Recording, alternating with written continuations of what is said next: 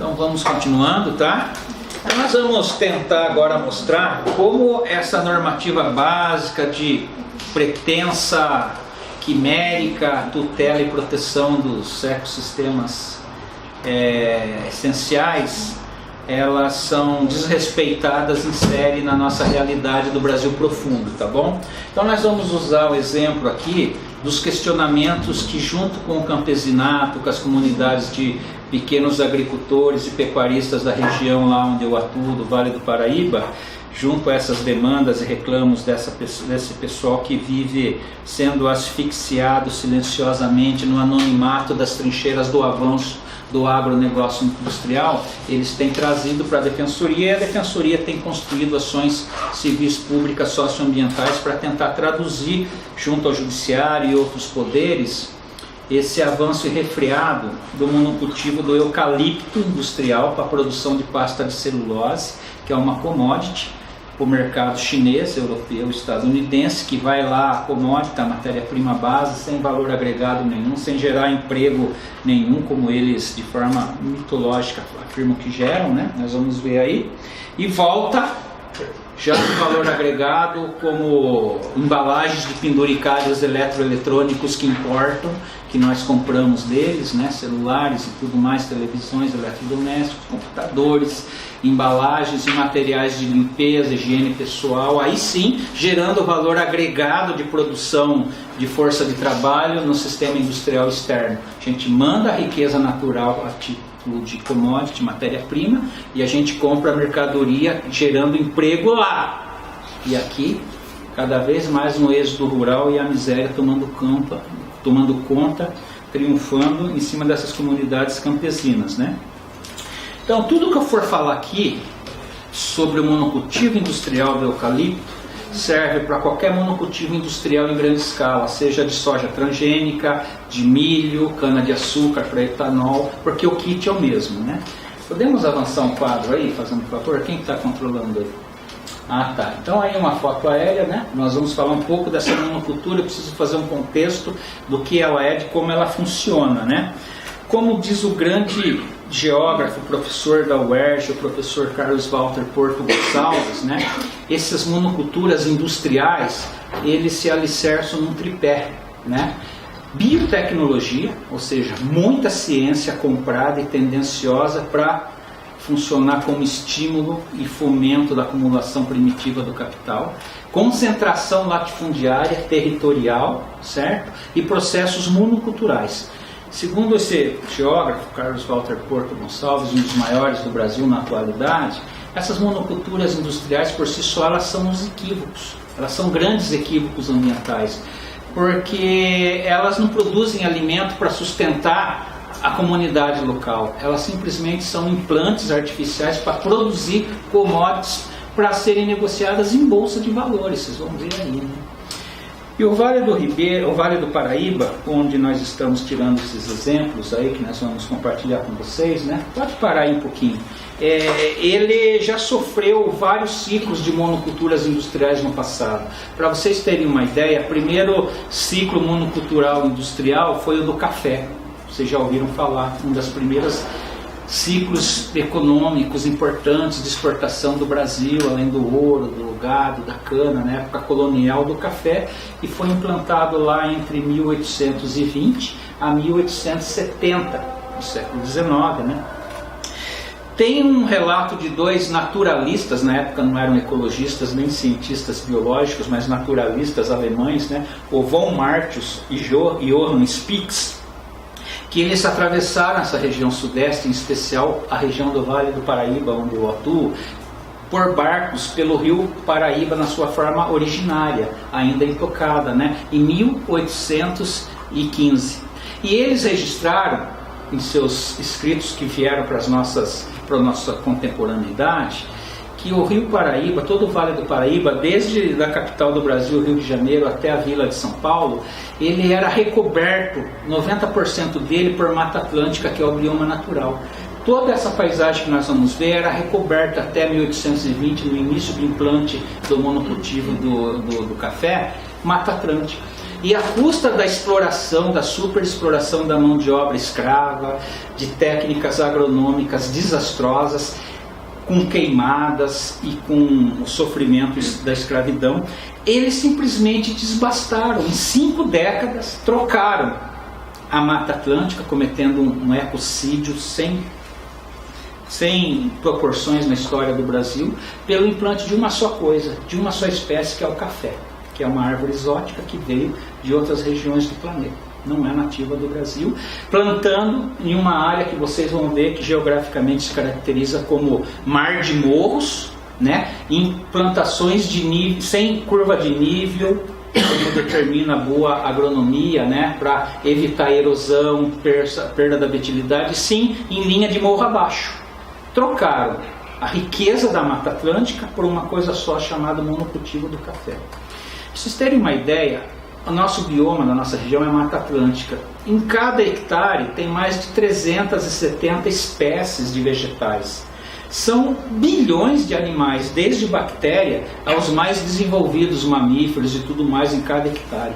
Você vai substituir toda essa riqueza, esse complexo de ecossistemas, para uma mercadoria chamada café, ou cana, ou monocultivo. Isso é um convite ao colapso ecológico que nós vamos assistir, que nós estamos vivendo já.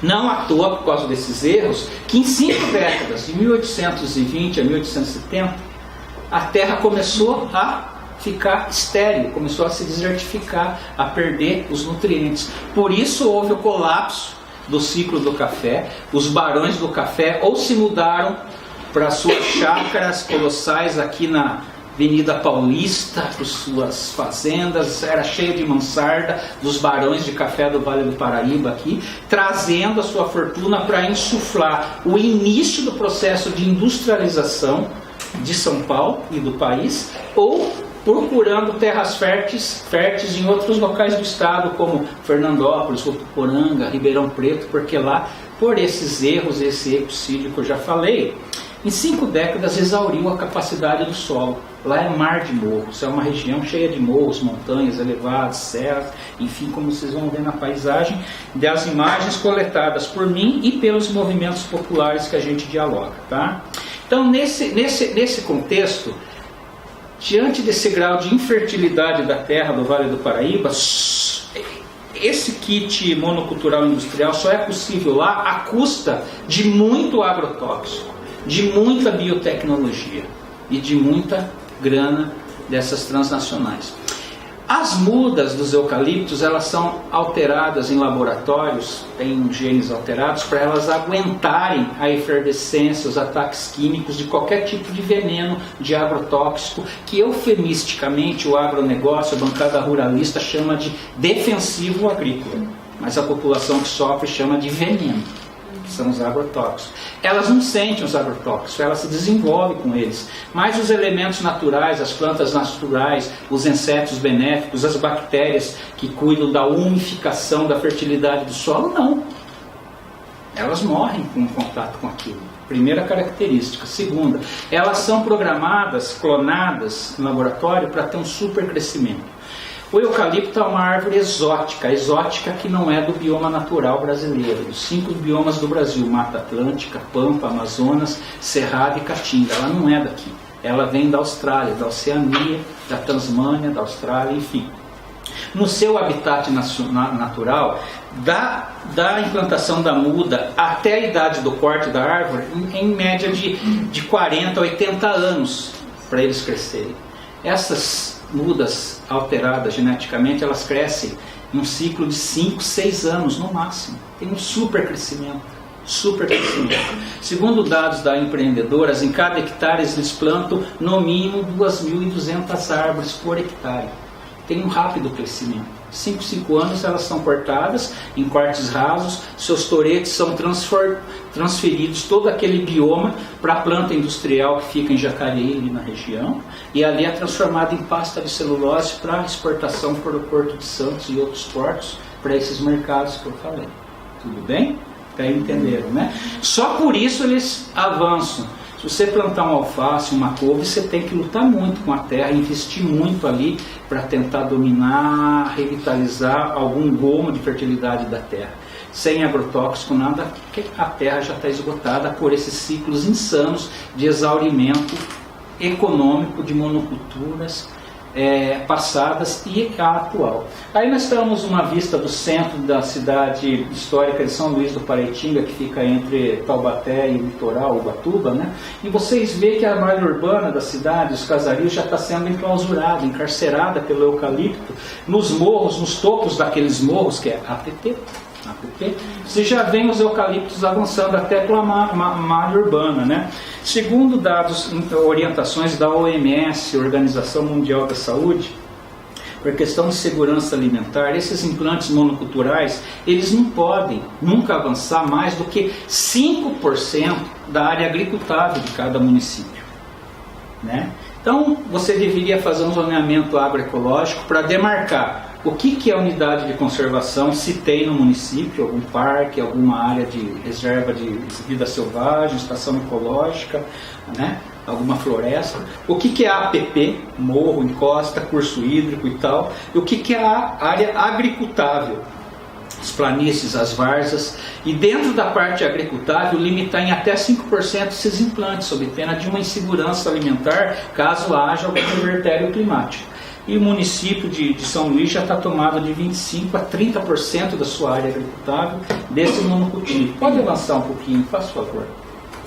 Nós temos aí uma imagem do bairro rural de Registro, de Taubaté. É uma foto tirada em 2008, né? Vocês veem uma área de APP de encosta íngreme, né? De um topo de morro, uma encosta íngreme, não devia ter atividade antrópica ali, e o eucalipto cercando, espremendo, comprimindo um remanescente de Mata Atlântica, né?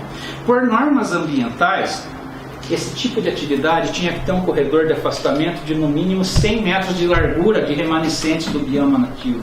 Porque eu já expliquei, por uma questão em ciência chamada alelopatia, que é a disputa que os vegetais têm por energia solar e nutrientes do solo. A mata nativa, elas não têm condições naturais de aguentar a radiação, a efervescência, a toxicação desses componentes químicos aplicados no monocultivo para ele ter um rápido crescimento. Então elas vão ser esmagadas, elas vão ser continuamente extintas, né? Como já estão sendo uma diminuição brutal dos remanescentes de mata nativa nesse estado, que hoje tem um pouco mais do que 3% dela, remanescente-se muito.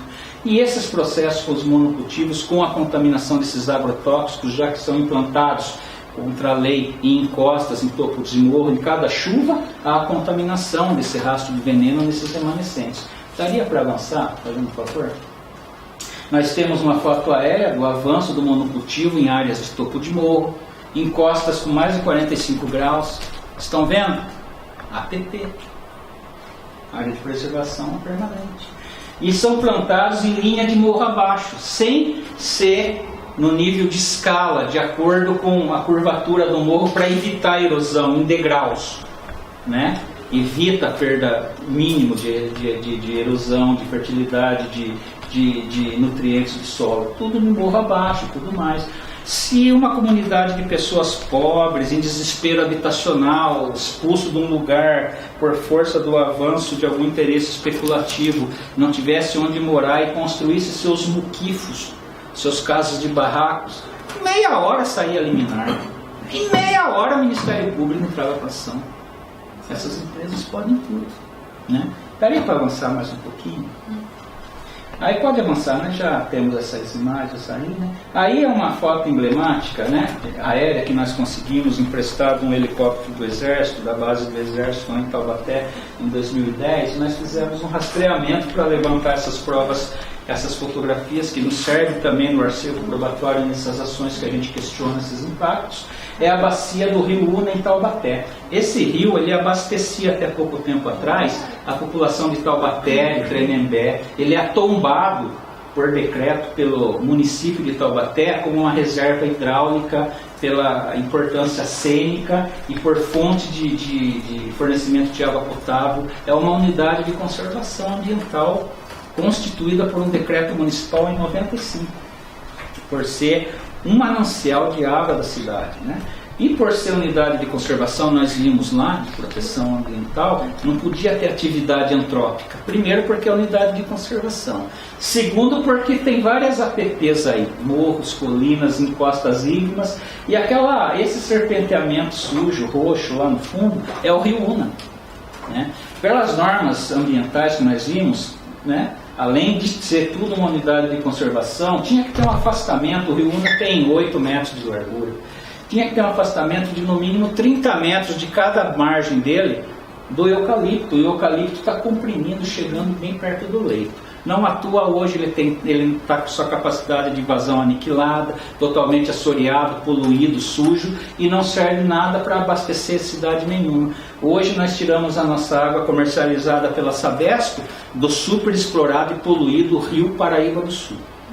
Tem uma portaria do Ministério da Saúde de 2002 que obriga toda a companhia que comercializa água, como a Sabesp, a uma vez por ano, pelo menos, fazer uma análise da qualidade da água de todos os pontos de seus poços de sucção, onde elas extraem dos mananciais, de acordo com a tabela periódica dos princípios ativos químicos de todos os agrotóxicos e componentes químicos autorizados e usados dentro do Brasil, além dos principais metais pesados, mutagênicos e cancerígenos, como mercúrio, cromo, cádmio, arsênio, e os elementos químicos como glifosato, paraquat, DDT, aldrin, uns 70 elementos. Tem que vir para ver qual que é o nível na água. Todos os elementos de todos os princípios ativos, todos os metais pesados que possam contaminar uma água estão nesses laudos da Sabesp na região do Vale do Paraíba. Imagine aqui em São Paulo. Todos. Só que eles alegam que estão dentro dos limites permitidos pela Anvisa. Mas para esse tipo de componente químico, metais pesados, não existe limites seguros. Eles são bioacumulativos no organismo. Por isso a epidemia de câncer que a gente vê por aí vem da água, da alimentação, desses contaminantes. Um dia desse eu estava lendo uma matéria recém-publicada numa revista internacional muito respeitada na área de ciência, chamada Science, de uma pesquisa de cientistas independentes alemães e norte-americanos sobre o monitoramento dos principais rios que cortam seus respectivos países, só para fazer análise da água, para ver o que tinha de remédio utilizado pela população humana. Tudo quanto é antibiótico, hormônio, anticoncepcional, em todos os rios da Europa e dos Estados Unidos. Todos. Aí eles fazem uma comparação com o nível da ictofauna, da população de peixes e de anfíbios nesses rios. Como eles estão sendo castrados na reprodução, houve uma queda abrupta desses rios só em função desses fármacos na água. Por quê? A gente joga os remédios que sobram ou nos nossos dejetos, vai para o esgoto, infiltra e acaba contaminando todo o sistema hídrico. Esses hormônios, principalmente, segundo essa pesquisa científica, medicamentos para controlar insulina, diabéticos e tudo mais, eles não metabolizam no nosso organismo, nós não eliminamos ele sai intacto pela urina, pelas fezes, e acaba indo para os lençóis freáticos e acaba contribuindo com a ruptura da possibilidade de reprodução de toda essa ictofauna, né? E as águas estão carregadas de antibiótico. E as bactérias estão se desenvolvendo para ficarem resistentes a esses antibióticos. Então está havendo uma dificuldade muito grande de crise antibiótica nos países desenvolvidos em função desse legado que nós estamos depositando nos ecossistemas. Por isso, desde o início da nossa conversa de hoje, o planeta é uma rede intercambiável de vida.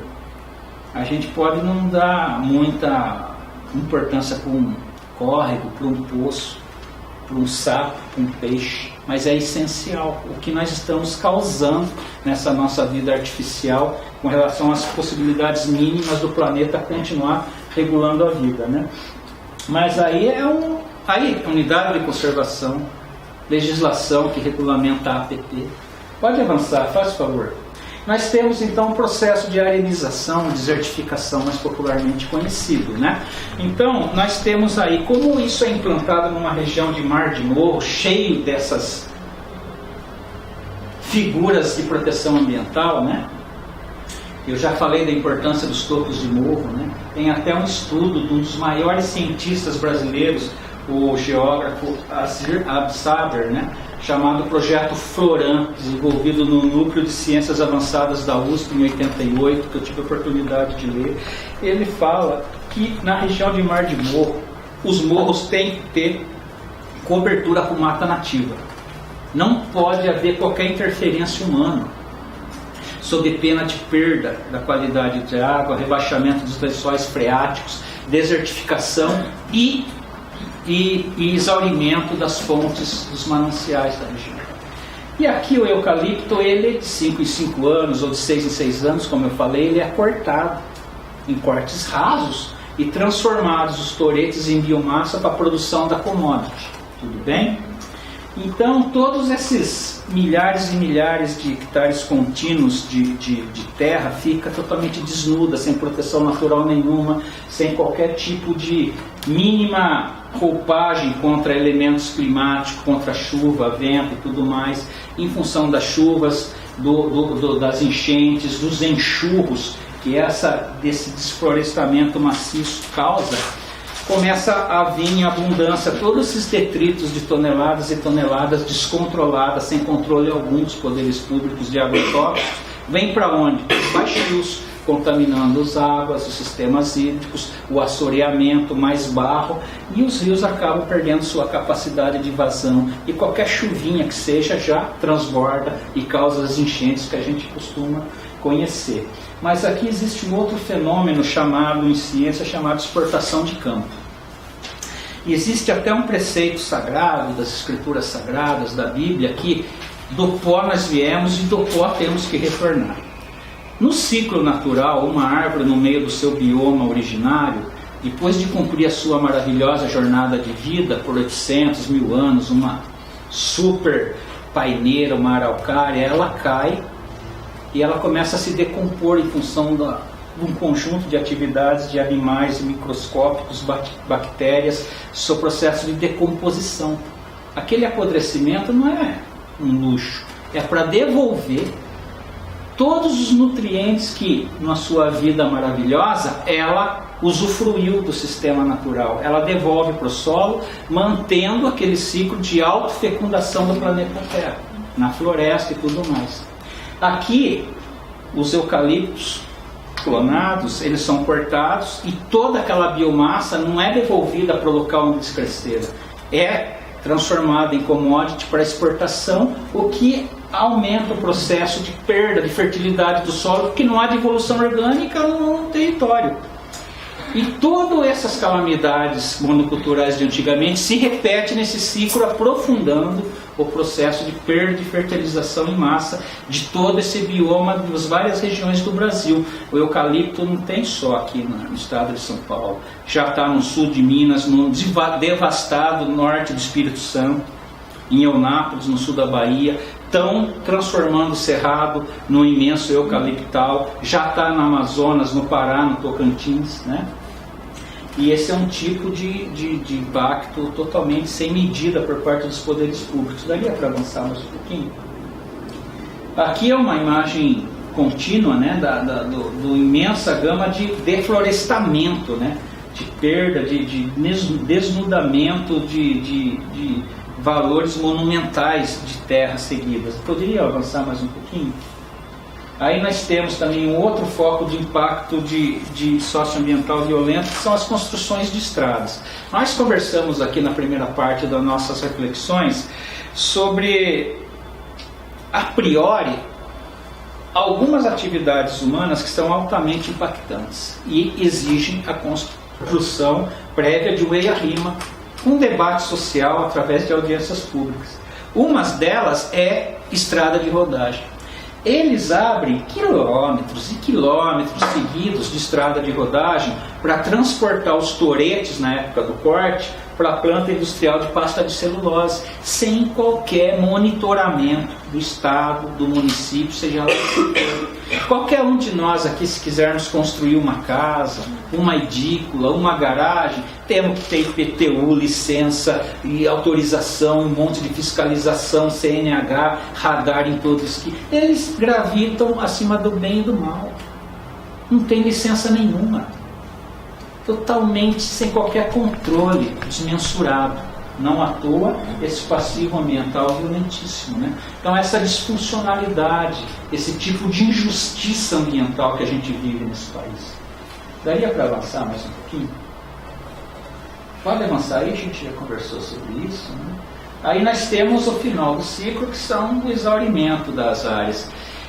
Essas mudas, elas são projetadas para ter o alto crescimento e todo esse tipo de imunidade contra os ataques desses venenos que se utilizam em quantidade incomensurada, incontrolada nesses monocultivos, né?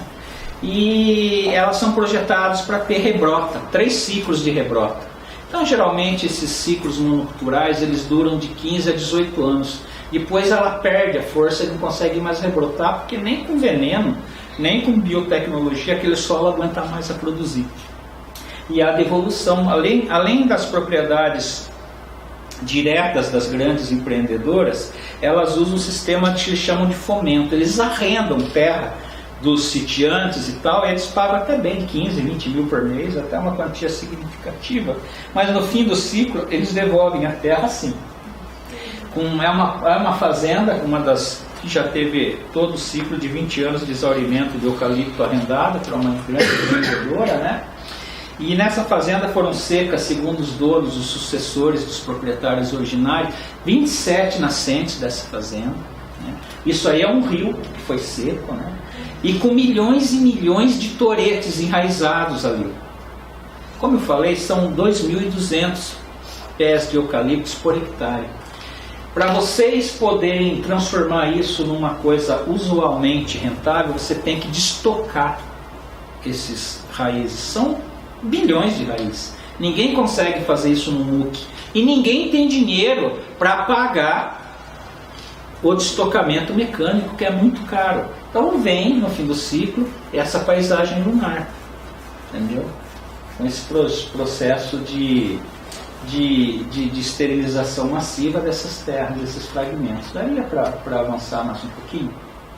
Aí nós temos uma outra APP. Nós falamos aqui que tem que ter um afastamento da cada borda de fontes de lagoas naturais de no mínimo 50 metros. Né? É uma foto de um manancial, de uma lagoa natural no bairro rural do Ronco, na cidade de Piquete. E vocês veem que o eucaliptal de uma empresa falida lá, produtora de papel, a Nobrecel, ele avança até 5, 6 metros da borda do lago, né? E durante o manejo dele, no ano de 2005, 2006, numa aplicação de herbicida muito usado, à base de glifosato, conhecido popularmente como Roundup, Scout NA, que originariamente foi patenteado pela sacrossanta e gloriosa Monsanto, né, como um dos subprodutos dos agentes laranjas usados como desfoliantes na Guerra do Vietnã. Esse glifosato, que eles fazem a propaganda de ser o herbicida menos letal do mundo e tudo mais, ele foi aplicado junto com outro formicida granulado à base de sulfuramida, que eles usam muito nesses eucaliptais, nessas sojas, nesses milhos transgênicos. A sulfuramida é um POP, produto orgânico persistente, segundo os cientistas. Quer dizer, você lança um gominho de formicida no ambiente, ele fica de 600 a 800 anos ativo no ambiente, ele não é biodegradável. Fica matando tudo quanto é bactéria, inseto, animal que o engole durante 1000 anos ali. Por isso ele foi banido de todo o mundo por um tratado internacional chamado Protocolo de Estocolmo em 2005, assinado por 271 países da ONU, inclusive o Brasil. Ele é proibido, ele é altamente tóxico. Mas eles usam impunemente isso sob total omissão dos poderes públicos. Por quê? Porque essas empresas transnacionais do agronegócio, das grandes empreiteiras e dos monocultivos para fins de produção e exportação de commodities, elas sequestraram os centros produtores de poder político no país, né? Elas são as maiores doadoras de campanha, então elas controlam, elas estão acima do bem e do mal, né? E aqui, numa aplicação desses venenos aí, eles contaminaram esse manancial, que abastece todo o bairro, né? Daí para avançar mais um pouquinho, fazendo um favor, mais um pouquinho. Isso aí. Isso é um pequeno pesqueiro do seu Ronaldo Nunes, que é um aposentado que complementava a sua parca aposentadoria com esse ranchinho de pescado, de pesqueiro e de um restaurantinho de comida típica que ele tinha aí, né? E com a contaminação daquele manancial que fica do lado de lá do eucaliptal que eu mostrei, toda a tilápia, ele tinha 20 mil tilápias, ele tinha vários suínos, várias galinhas, né, galináceos e tudo mais. Eles morreram numa só tacada da aplicação desses formicidas, desses venenos aí. Foi uma mortandade tamanha de todos os peixes. Eles falaram que durante um ano depois dessa hecatombe, os leitõezinhos começaram a sair com alteração genética, ou sem pata, as galinhas, os pintinhos sem bico, os animais cegos. Eles tiveram convulsões, estão com problemas hepáticos graves, o casal de idosos, estão com os membros, os braços sem movimentação, né? E foi a quebra total deles. E o pior, ele é bem orientado, ele pegou todos os peixes, os animais, ele congelou nos freezer dele o solo, e foi me procurar, e eu ajudei ele. Eu liguei para a USP, eu liguei para a Unicamp, eu liguei para a Fiocruz, para Oswaldo Cruz. Pelo amor de Deus, nós estamos aqui com uma crise aguda de contaminação. Eu preciso que alguém faça um atestado, um laudo pericial para comprovar o nexo causal. O cara perdeu 20 mil tilápias, ele perdeu toda a criação, eles estão com problemas. Eu estou aqui com os animais todos. Gente, vamos fazer um laudo. Sabe o que eles me responderam, todas essas entidades aí? Que eles são incapacitados de monitorar o efeito desses herbicidas e desses formicidas no ambiente, porque eles não têm elementos laboratoriais de fazer esse laudo. Porque eles explicaram que essas grandes empresas químicas, alegando cláusulas contratuais de sigilo industrial, não compartilha, não divulga os agentes que compõem, junto com os efeitos ativos, os componentes por segredo industrial. Então eu falo para vocês, que país é esse que autoriza a comercialização e o uso massivo de toda essa gama de veneno e não tem salvaguarda na hora de fazer o monitoramento ambiental disso daí? Não à toa o Brasil é o campeão, desde 2008, é o campeão mundial do uso de agrotóxico no mundo, vocês sabiam? É mais um título que nós temos, de sermos governados pelos seres mais idiotas e corruptos, com um sistema capitalista fundado em corrupção também. Nós somos os campeões mundiais de agrotóxicos, sem qualquer tipo de capacidade, é uma coisa maluca, né? Para vocês terem uma ideia, na Europa, eles usam em média 2 litros de agrotóxico por hectare. O Brasil passa de 25 litros. É totalmente descontrolado, né? Totalmente descontrolado. E isso num país que se julga aí uma bola, talvez até pouco tempo, foi sede até de mega eventos, em detrimento do colapso do ensino essencial, saúde pública, leite hospitalar, etc, etc e tal, e agora estão querendo tirar até o nosso direito de aposentadoria e de trabalho.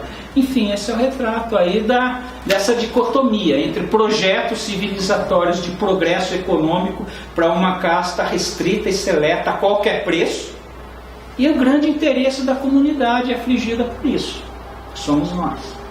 Deu para entender? Daria para avançar mais um pouquinho? Nós temos aí, isso é uma APP, é um curso hídrico.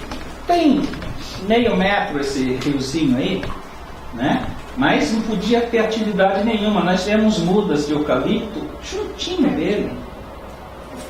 Juntinho. Tem uma estrada ali para passar os caminhões da empreendedora dentro da APP. Dentro da APP. Se fosse uma pessoa pobre, Estava despejado, estava no GCRIM, por crime ambiental, no mínimo, ou estava cumprindo pena no Temano, no semiaberto de Tremembé. Daria para avançar, fazendo um favor? Nós temos fotos aí de mata ciliar dessa fonte totalmente seca. Ali são as mudas de eucalipto, foi aplicado herbicida à base de glifosato, que escorre com as chuvas e aniquila toda a mata ciliar. Ela se decompõe, fica sem proteção nenhuma ao remanescente, além de receber os agrotóxicos, vai secando, cada vez mais vai sendo exaurida aquele manancial. Daria para avançar mais um pouquinho? Aí nós temos um pequeno agricultor chamado seu Silvio Frade, do bairro rural dos Gaviões, em São Luís do Paraitinga. Ele está dentro do rio que banhou toda a infância dele, a comunidade dele, o Rio Seco. Lá atrás, o ciclo do enorme eucaliptal que exauriu todas essas fontes de água do bairro dos Gaviões, lá em São Luís do Paraitinga, né? É um drama para a comunidade isso daí. Daria para avançar mais um pouquinho? Aí a Dona Maria de Lourdes, dos bairros dos Velosos, também em São Luís do Paraitinga, é uma pequena agricultora que, nascida e criada na roça, né? E ela está mostrando que o pocinho dela, que abastecia o sítio, depois do início de 16 anos do implante de um vasto eucaliptal no entorno, foi secou, exauriu. Ela está sem condições de acesso à água, e para ela cavar um novo poço, implantar um poço artesiano, a Polícia Ambiental está exigindo que ela tenha uma licença ambiental do DAE e da CETESB. Da CETESB e do DAE, outorga. Porque senão ela pode levar uma multa de 8 a 18 mil reais e responder a crime ambiental. Vocês estão entendendo como funciona a dinâmica das coisas? Essas pessoas, elas têm uma atividade tradicional de vida secular incompatível com a proletarização compulsória. Para nós, hoje, é muito fácil a gente morar numa cidade, eles não vivem 10 minutos numa cidade. A vida deles é isso. Então existe essa violência de destruição dos modos tradicionais de reprodução de vida, de cultura, dessas comunidades pré-capitalistas que estão sendo esmagadas, com exaurimento e com uma pressão a abandonar suas terras, né? Daria para avançar mais um pouquinho? Nós temos aí um flagrante de aplicação desse glifosato, o herbicida mais lindo do planeta, o mais vendido, né? Por essas grandes gigantes químicas e tudo mais. Aí uma app, tem várias apps aí, topo de morro, é a foto longe. Na época, a app de topo de morro era de 50 metros, como eu falei. Para eles quebrarem esse principal argumento nosso de impacto ambiental, eles pressionaram o Congresso no novo código e transferiram para 100 metros. É de 100 metros para cima. Então liberou a barra deles em 90% desses impactos. Vocês veem como que funciona a lógica das alterações legislativas?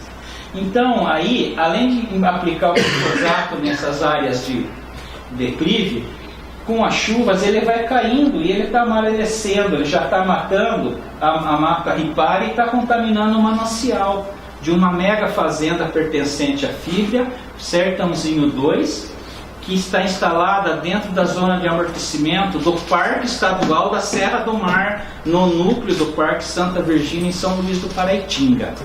Nós vimos na primeira parte a questão abstrata das normas ambientais. Isso é uma zona de amortecimento de parque estadual. Não podia ter nada que usasse agrotóxico nessa escala palmar. São 400 hectares contínuos de eucalipto para fins de pasta de celulose para o mercado chinês.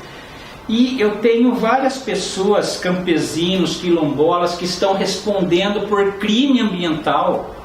Tem um caipira de São Luís do Paraitinga, que está cumprindo pena por crime ambiental no regime semiaberto, no Temano, em Tremembé, porque ele foi pego pela polícia florestal num roçado de mandioca, na zona de amortecimento do Parque Estadual da Serra do Mar.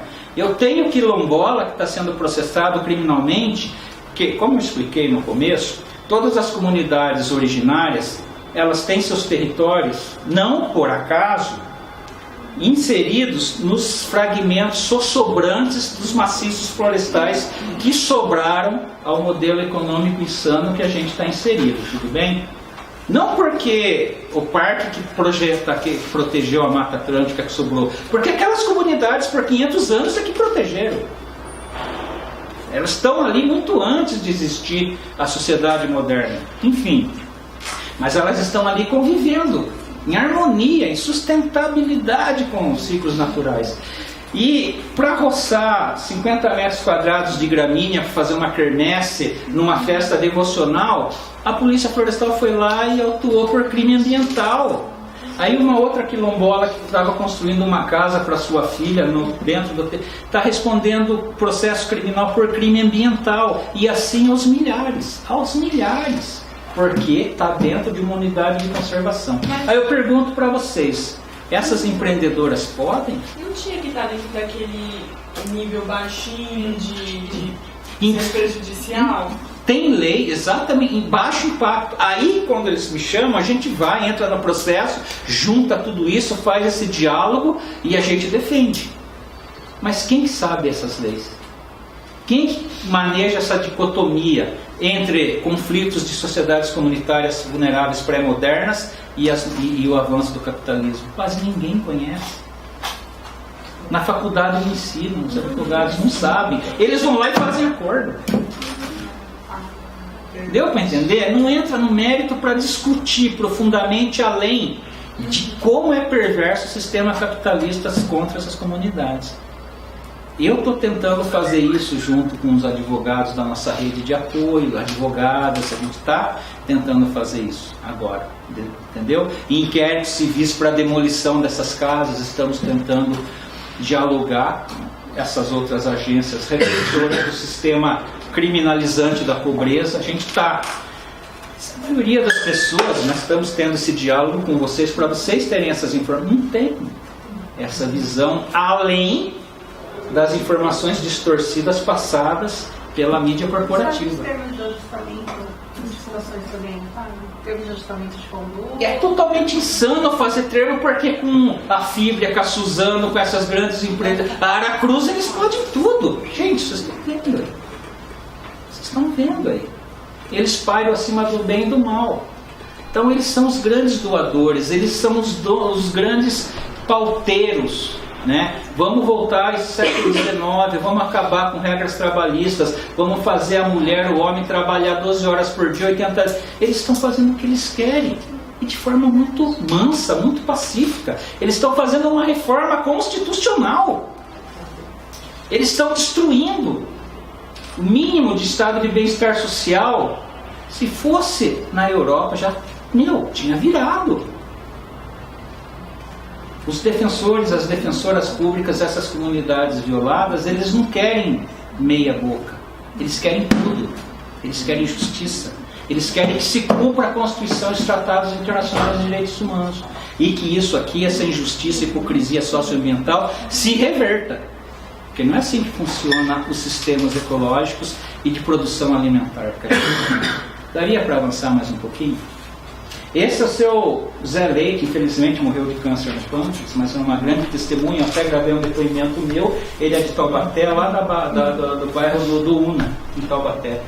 Lá naquela região que eu falei para vocês, tem unidade de conservação.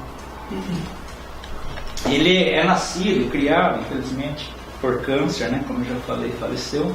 Ele foi figurante de um filme do Mazzaropi, não sei se você conhece Mazzaropi, um cineasta tradicional brasileiro, e ele é de Taubaté. Ele fazia o filme lá, com a comunidade rural de lá de Taubaté, com os caipiras de lá. Ele fez um filme ainda em preto e branco, em 66, chamado Japão Brasileiro, que mostra uma baita de uma cachoeira lá no bairro da bacia do Rio Una, que hoje está coberta de eucalipto. E essa cachoeira está no filme. Tem 15 metros de tinha, foi extinta depois do implante do ciclo, né? E ele é testemunha da extinção da fauna, de animais benéficos que fomentam a polinização das plantas, como joaninha, abelha. Acabou. Não tem mais tatu, não tem mais anfíbio, não tem mais nada. As principais pesquisas independentes hoje comprovam que o glifosato é altamente mutagênico, altamente cancerígeno. Por exemplo, em Caen, na França, um pesquisador independente, Eric Serralini, ele fez uma pesquisa depois de 2 anos com camundongos de laboratório, né? ele deixou vários grupos de camundongos sendo alimentados por ração orgânica, sem influência de nenhum herbicida, nem de transgênicos, e de milho transgênico fomentado por glifosato no seu manejo e tudo mais. Esses camundongos alimentados pelo soja e milho transgênico, em 2, 3 meses de vida, eles já começaram a desenvolver tumores. Foi a pesquisa de maior tempo, mais de 2 anos, do ciclo do nascimento à morte natural, pesquisando, e a prova cabal que esses herbicidas são cancerígenos, são mutagênios e mamíferos. O Andrés Carrasco, na Argentina, conseguiu provar isso daí, e no Brasil a pesquisadora a doutora Sônia Hess e o senhor Rodrigo Murtini, da Universidade Federal de Santa Catarina.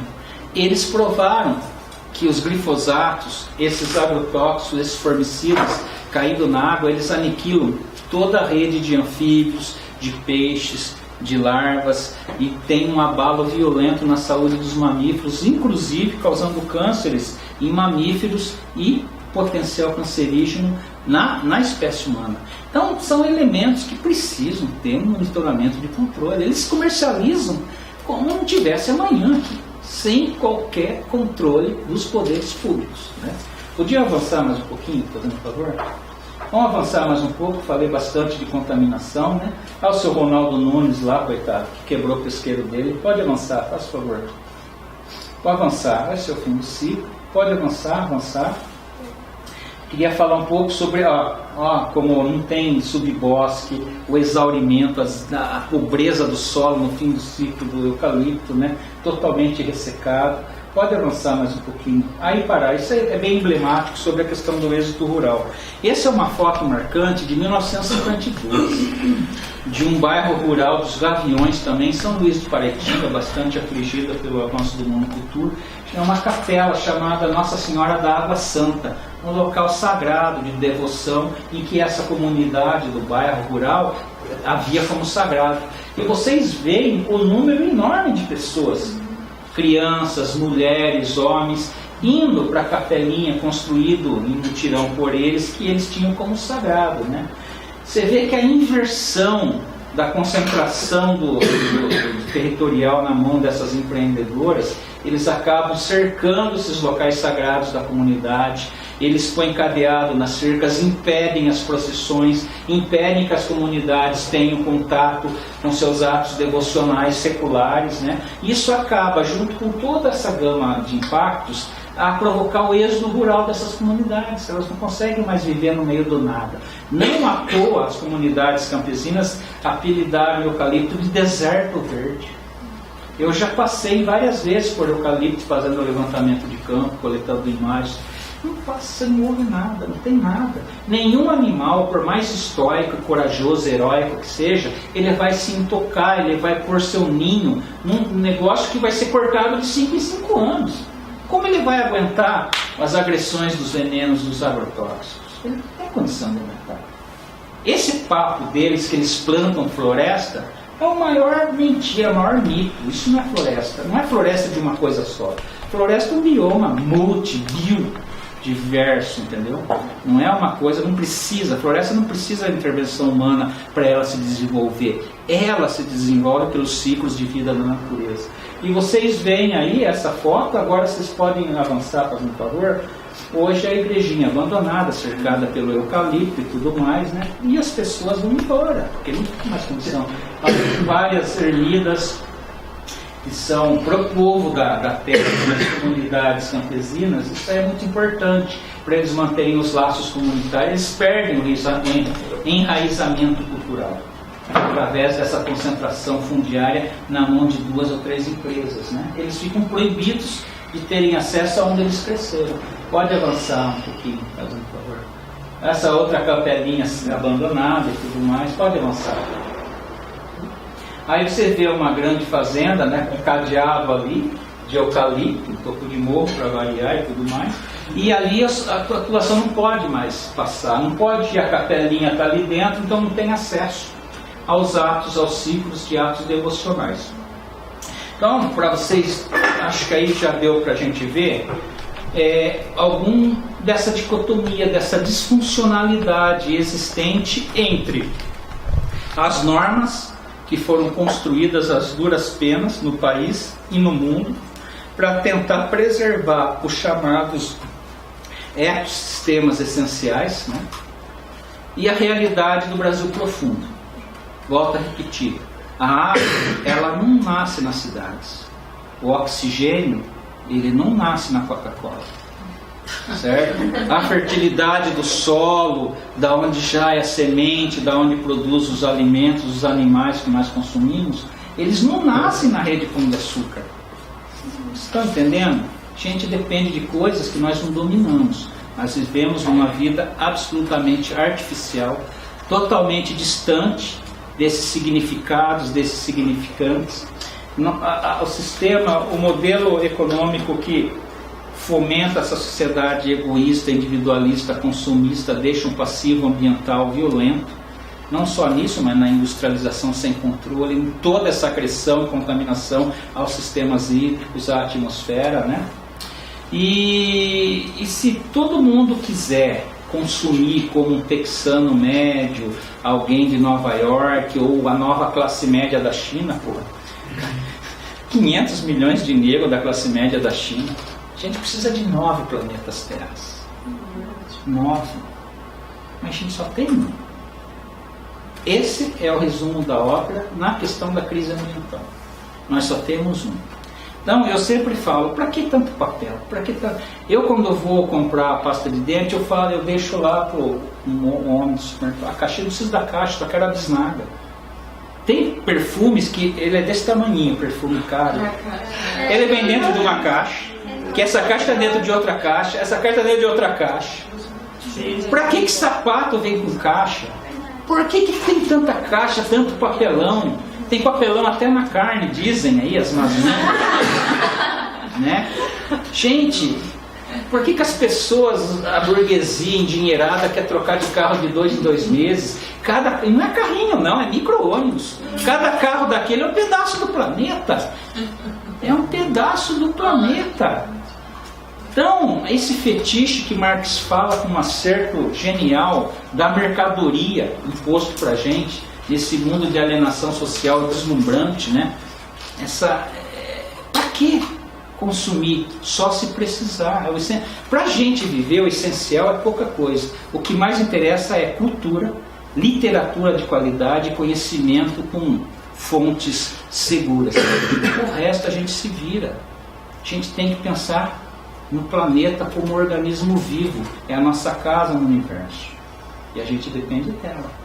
E aqui a gente está fazendo o nosso modelo de vida. Nós estamos limitando a capacidade dessa casa se autossustentar. Então esse é um pouco das reflexões que eu gostaria de compartilhar com vocês a respeito da crise ambiental. O que nós temos de lutar para fazer com que essas normas todas, cuja base bastante rápida e felizmente precária, eu tentei passar com vocês os conceitos básicos, que já deu para vocês terem uma ideia de como eles são levianamente agredidos por quem está acima do bem e do mal, né? E a realidade das comunidades normais, das mulheres, dos homens, das crianças que trabalham e verdadeiramente produzem na sociedade. E as comunidades vulneráveis, pobres, né? Então existem 2 realidades gritantes. Essas realidades e todo esse contexto que eu gostaria de compartilhar para a reflexão de vocês e que vocês pudessem, diante dessa crise monumental na área, nos limites do planeta Terra e da questão ambiental, multiplicar-se com outras pessoas. Tudo bem? Vocês entenderam o contexto da coisa ali, né? Certo? Tem alguma pergunta para fazer sobre isso daí ou está tudo esclarecido? Eu estou tranquilo. Estou chocado. Deu? É isso? Bom, eu tenho ainda mais 20 minutos, é isso? Vocês que dá tempo de passar para outras coisas, vocês querem fazer? Vamos passar um pouco sobre a questão de alterações climáticas? Daria? O meu relógio está meio... É 10 mesmo? Dá para ver... Será que a gente consegue rodar outra série? Para a gente trabalhar sobre ESG também, normas ambientais e o maravilhoso mundo da modernidade brasileira? A gente vai falar um pouco sobre as vítimas diretas das alterações climáticas, com base no caso da tragédia de São Luís do Paraitinga, que eu acompanhei desde o começo. Daí a pra... Vamos avançar aí rapidinho? Pode avançar. O centro de São Luís, pode avançar. Aí um Blake. São Luís do Paraitinga é uma cidade peculiar, né? É o maior bolsão no estado de São Paulo de casarios históricos tombados. São 479 imóveis históricos seculares tombados. É uma mini Paraty, uma mini Ouro Preto, encravada ali na Serra do Mar, entre Taubaté e Ubatuba, certo? Pode avançar, faz favor. Vocês veem aí o centro cultural de São Luís, né? São casas do século XVIII, XVII, XIX, por isso que é um acervo histórico e arquitetônico muito valorizado no estado de São Paulo. É um brincozinho, né? Eles são uma sociedade bastante comunitária, de tradição caipira. Por exemplo, no dia 31 de outubro, vocês aqui de forma bastante colonialesca, nas escolas, pelo menos nas burguesas, não a de vocês, que se ensinam as crianças a comemorar o Halloween. Halloween. Que coisa mais patética. Lá não. Lá comemora o dia do Saci. Pode avançar, faz favor. Aqui a peculiar burlesco das ruas, né, do século XVIII, XIX, da cidade de São Luís, né? Pode avançar, faz favor. Aí nós temos imagens do carnaval super tradicional de marchas. As marchinhas são produzidas por eles, e os bonecos, os adereços, as figuras. Nós temos uma foto da Catedral de Nossa Senhora de Toulouse, a principal igreja das 37 históricas de 3 séculos de São Luís do Paraitinga, antes da tragédia do Réveillon de 2009, né? Aí você vê que lá eles primam tanto que as marchas são produzidas lá, as fantasias, e no carnaval tem uma lei proibindo qualquer inserção de breganejo universitário, axé, não entra nada, é só música, é uma reserva de mercado cultural. Então o enraizamento caipira deles é muito forte. Pode passar. Uma cidade de 10 mil pessoas, né? Pode passar. Aí um pouco, e como já falei, do avanço do monocultivo, né, que está impermeabilizando grande área da região, principalmente unindo a esses ciclos monoculturais que eu já falei, inclusive de extensão de pastagens. Qualquer chuva vira uma tormenta, porque tem pesquisas científicas que falam que quando você desmata o morro, tira qualquer proteção natural, o poder de enxurro, de enchente, aumenta 40% a força das águas. Então a desgraça está montada. Pode avançar, por favor. Isso nós já falamos, não vou me ater muito nisso. Pode avançar, por favor. Pode avançar, já está explicado, né? Esses efeitos todos. Pode avançar, pode avançar. Pode avançar, por favor. Pode avançar. Tomara que role o filminho aí. Vamos ver se vai rolar. Aí tinha uma imagem que eles fizeram no dia da tragédia. No dia do Réveillon de 2000. A cidade totalmente tomada, né? Mas aí não vai. E eu tenho o pendrive aqui, vocês querem tentar? Aí são as ruas que eu mostrei para vocês. Como se tivesse passado um tornado, né? Depois que a água desceu. Depois que a água desceu. Quantas mortes nesse dia? Foram centenas, mas só não foi pior porque eles mesmos se autoajudaram. Destruição total da economia agrícola, pecuária da cidade, muito gado morto, né, além de perdas humanas, mas houve destruição pernas pro ar do modo de vida por 2-3 dias de chuva. Dá para avançar mais? Aí são as ruas, os dejetos, as perdas. Foram constatadas 400 casas de pessoas das mais pobres perderam 400 famílias perderam casa, mobília, toda a documentação, emprego, a cidade ficou destruída.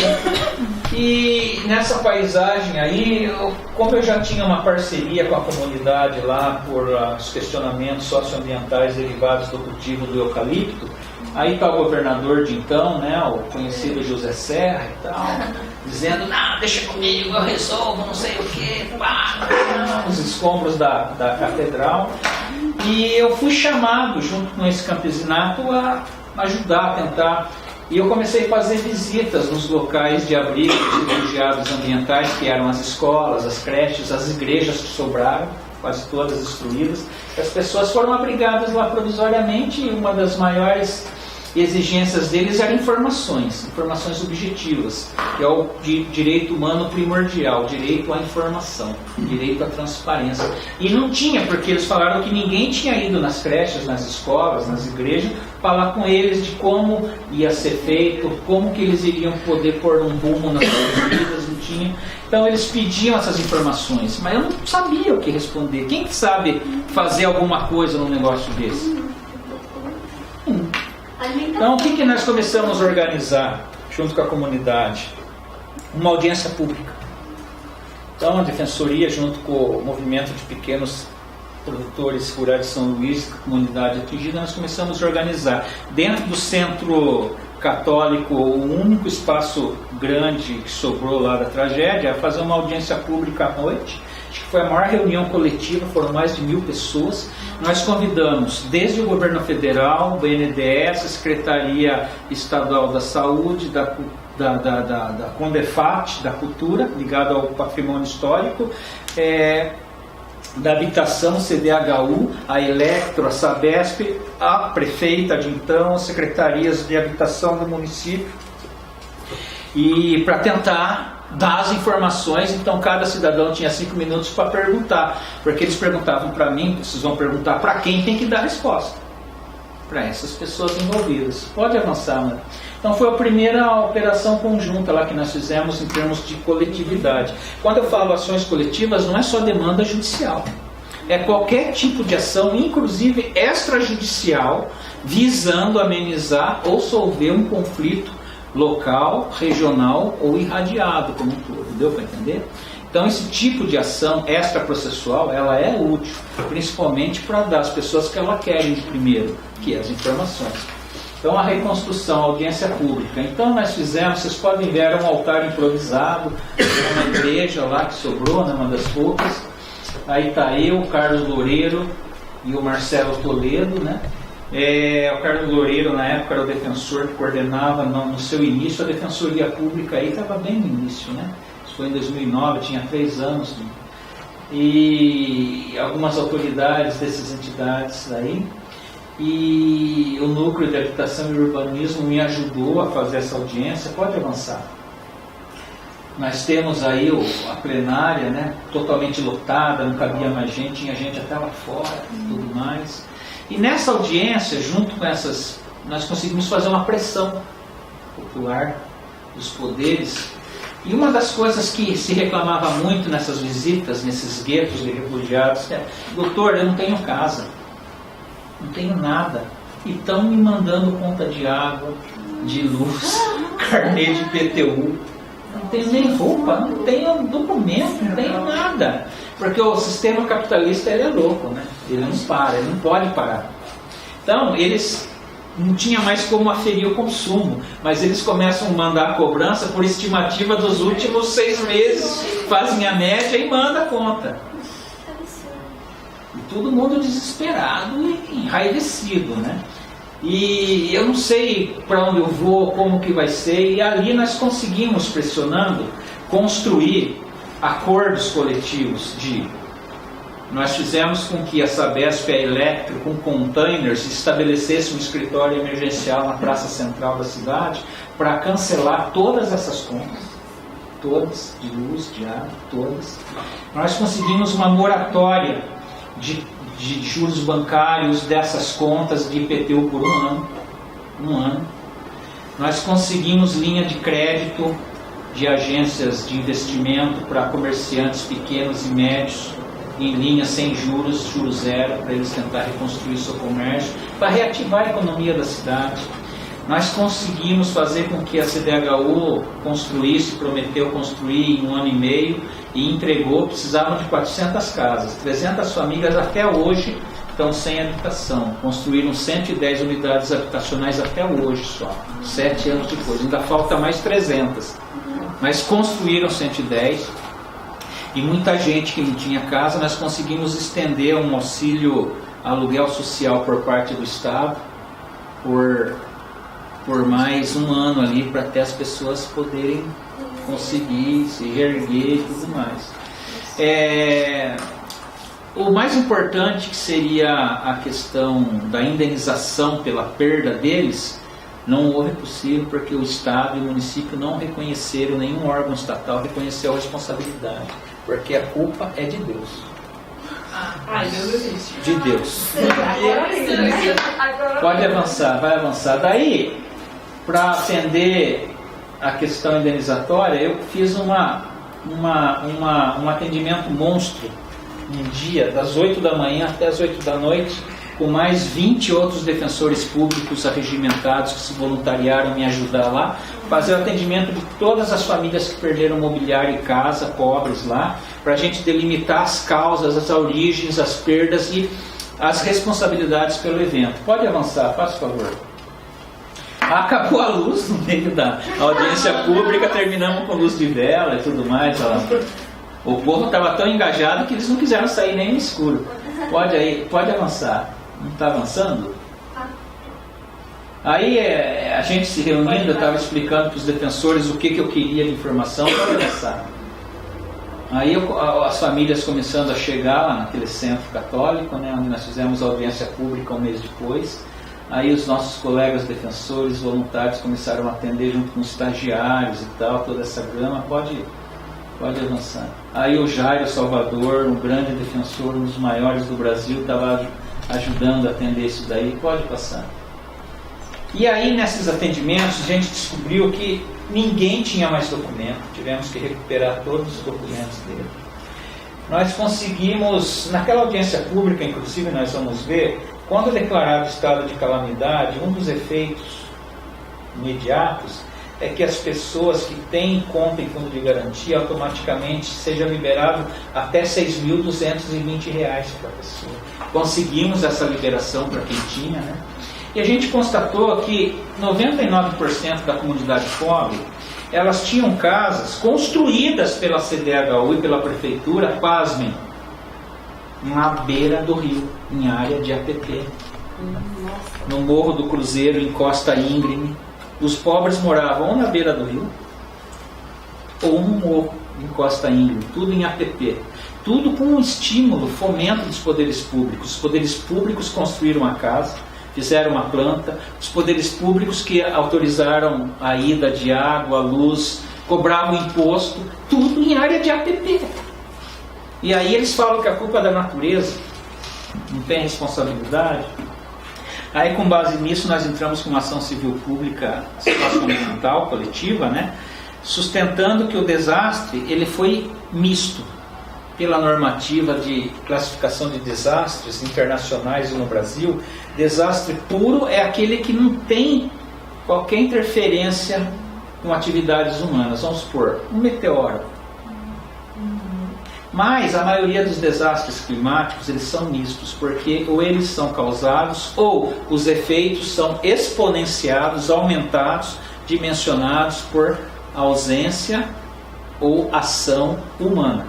Nesses casos, os efeitos da tragédia foram exponenciados porque nunca houve política ambiental preventiva no município. O município não tinha defesa civil, nunca teve um projeto de recuperação de mata ciliar como nós fizemos, nunca fez um zoneamento agroecológico como nós vimos que tinha que fazer, nunca houve preocupação em política de recuperação da vazão e desassoreamento do rio. As casas foram construídas em áreas de APP, tudo mais, e nós entramos com essa ação para indenizar essas pessoas e condenar o Estado a desenvolver um projeto de recuperação, retificação da calha de toda a bacia do rio Paraitinga e recuperação de sua mata ciliar para prevenir que desastres futuros não mais ocorram, além da indenização por danos morais e materiais de todas as 400 famílias pobres do evento, né? Conseguimos liminares para obrigar o Estado a fazer uma limpeza emergencial, que 10 meses depois da tragédia o rio a cidade estava imunda, e a gente conseguiu.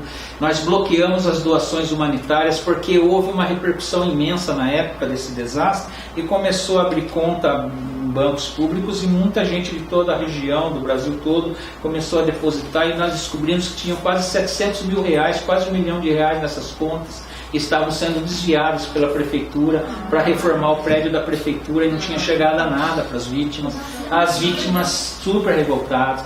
Aí eu bloqueei liminarmente essas contas, obrigamos a direcionar, dividir o número de vítimas mais pobres e deu um salário mínimo e meio para cada família, que eles fizeram até uma festa quando receberam, não é nada, mas para quem está naquela situação é tudo, conseguimos distribuir e tal, mas no mérito, infelizmente, porque a formação dos juízes são no corte liberal, burguês, individual e não sei o que, Código Civil, que sai da João e Maria, dos documentos do divórcio, os caras não têm preparo nenhum. Eles acolheram, por exemplo, é mais cômodo acolher que a culpa é da natureza e julgou improcedente a ação em primeiro grau. Foi julgado agora em janeiro do 2016. Eu entrei com uma ação, com uma apelação. No dia da sustentação oral lá na vara da Fazenda Pública, porque é contra o Estado e o município também, a Câmara se declarou incompetente e mandou para outra Câmara, para a Câmara reservada da Meio Ambiente. Aí eles ficam naquele crise de incompetência e até agora não foi julgado no mérito. Mas a luta continua. Então, em termos de concepção de luta, de solução de conflitos meta-individuais, a gente trabalha não só com aforamento, com demanda judicial, mas principalmente com a busca, junto com a força comunitária, de forçar os poderes públicos em soluções extras processuais, que via de regra são mais efetivas e mais rápidas do que a morosidade dessa coisa paquidérmica e absolutamente despreparada para ações de direitos humanos que é o sistema de justiça brasileiro. Na modesta opinião, e para quem defende pobre sabe do que eu estou falando. Então é isso, tudo está dentro desse kit, né? Então essas ações não são só visando a defesa de direitos difusos, ali se entrelaçam vários direitos individuais homogêneos. Tem notícia de se alguém faleceu nesse episódio? Segundo informações extraoficiais, foram cerca de 56 pessoas faleceram. Mas não houve mais falecimentos porque a população se ajudou, se levou pessoas para os morros, para os pastos, mas a perda estrutural, essa cidade ela vive de um polo turístico-cultural, foi totalmente destruída, até hoje ainda não se recuperou. Mas a dificuldade que nós... Imagine Mariana, que foi muito maior, né? Arrebentou com uma bacia hidrográfica de 2.500 quilômetros. Os efeitos são muito mais irradiados, são muito mais comunidades. Ribeirinhos, urbanos, campesinato, pessoas que moram em cidades, sem água, com água, hospitais, casas, tudo. Então, os limites do regime, do microsistema das ações coletivas, elas são muito inconclusos, muito precários para solver tudo isso. Então eu acho que, criando evento, por exemplo, como audiências públicas, possibilita por defensores, por defensoras, a participação das vítimas diretas, nos ajuda muito a buscar essas soluções de forma mais efetiva e mais rápida até, né? E as pessoas podem se manifestar, a gente pode identificar melhor quais são as gamas das violações, das várias violações. Aí tem depois a série de normas que delimitam alguns direitos irradiados da declaração de calamidade. Como o tempo aqui está avançado, vocês têm que pegar suas conduções. Eu deixei com a Cristiane, né? Tudo isso por escrito, ela vai passar para vocês as normas que a gente usa e os direitos de suspensão de dívida bancária, suspensão de juros bancários em estado de calamidade, o Fundo Nacional de Recuperação em Calamidade Pública, o sistema, o SINDEC, Sistema Nacional de Defesa Civil, União, Estado e município, como que funciona, os direitos irradiados, liberação de fundo de garantia, liberação de crédito de curto prazo, obrigação do Estado de distribuir medicamento nessas áreas de tragédias ambientais. Essas leis são muito importantes para as defensoras, para os defensores nesse tipo de área, porque as primeiras vítimas dessas tragédias é batata, é pobre, as maiores e as primeiras. Então eu já deixei essas normas, depois você repassa para eles, para complementar esse nosso. Tem muita coisa para falar, é que a importância do tema, mas o prazo exíguo e vocês têm compromissos aí com condução e tudo mais, essas dificuldades todas, e está chegando no limite. Mas é mais ou menos isso que eu gostaria de compartilhar entre a ficção abstrata de produção vasta de normas socioambientais que nós temos e o Brasil profundo, do desrespeito total, porque a maior parte das vítimas desses eventos de agressões ambientais são comunidades vulneráveis, são homens, mulheres, pobres, por isso que ninguém respeita e ninguém cumpre. Tudo bem? Eu agradeço muito a atenção de todas e de todos, tá bom? Tomara que vocês tenham pegado alguma coisa aí, aprendido alguma coisa. Obrigado.